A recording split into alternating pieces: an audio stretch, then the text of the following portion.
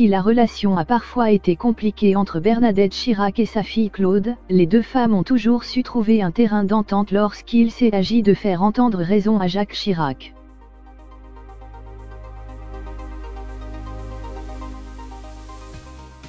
L'anecdote est relatée par Jocelyne Sauvard dans son livre Jacques et Bernadette, une histoire d'amour, paru en 2016 aux éditions Archipel.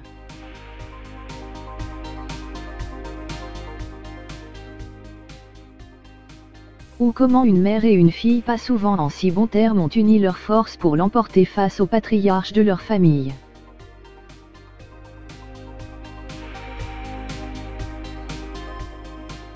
L'histoire se déroule à l'époque où Jacques Chirac est encore maire de Paris et rêve d'accéder un jour au palais de l'Élysée.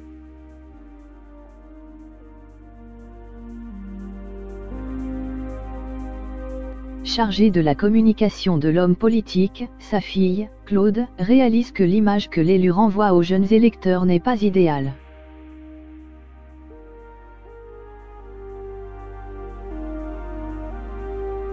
La petite sœur de Laurence Chirac cherche alors une recette miracle pour aider son père à renouer avec les Français.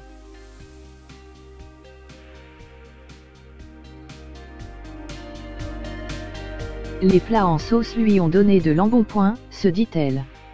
Un régime, une garde-robe en adéquation avec l'image d'un Jacques dans la force de l'âge et un entraînement sportif s'imposent.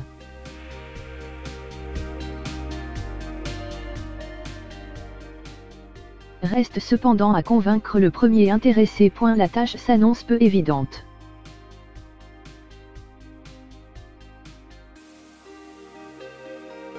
Non seulement Jacques Chirac raffole des bons plats du terroir, tête de volée première, mais en plus, le maire de Paris n'a jamais fait de sport.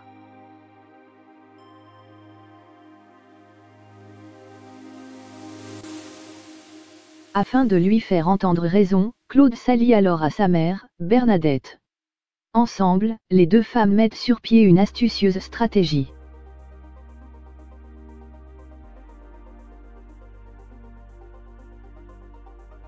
Toutes deux savent pertinemment que si elles lui annoncent un programme spartiate, il va manquer d'enthousiasme.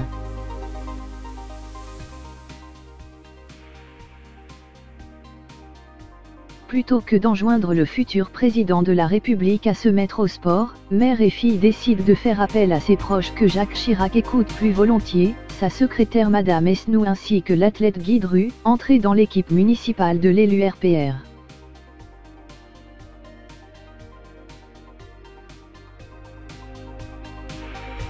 Alors que la secrétaire du maire aide à le convaincre qu'un peu de sport ne ferait pas de mal, le champion du 110 mètres, lui, propose un échange de bons procédés à Jacques Chirac.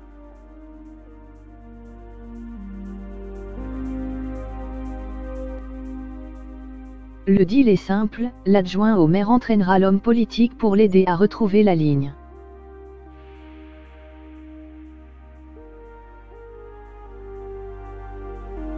Chirac, de son côté, lui livrera quelques conseils précieux pour un avenir réussi en politique.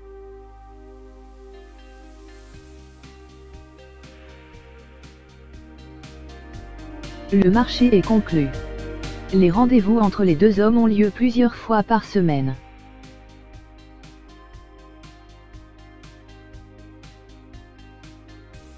Le mardi et le jeudi matin, se souvient Guy Dru, on se retrouvait à l'appartement et on allait faire du sport dans le carré de pelouse du jardin.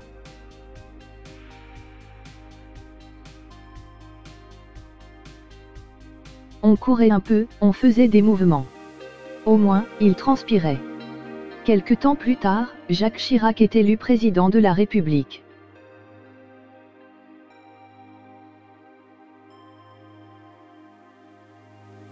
Guy Dru devient député, ministre puis maire. Bernadette et Claude, quant à elles, se réjouissent dans l'ombre du succès de leur stratégie.